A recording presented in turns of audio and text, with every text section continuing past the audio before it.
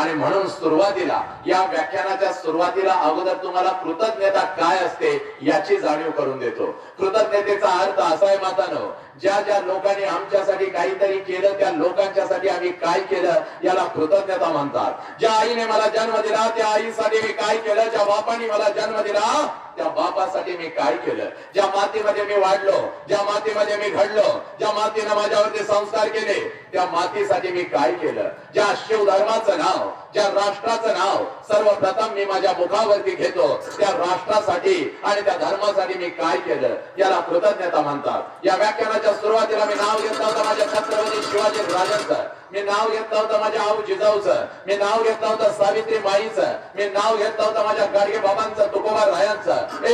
किंबहुना बुद्धांच्या पासून अगदी गाडगे बाबांच्या पर्यंत ज्या ज्या महामानवानी महात्म्यांनी क्रांतिकारकांनी तुमच्या आमच्यासाठी विचाराचा रक्ताचा अभिषेक या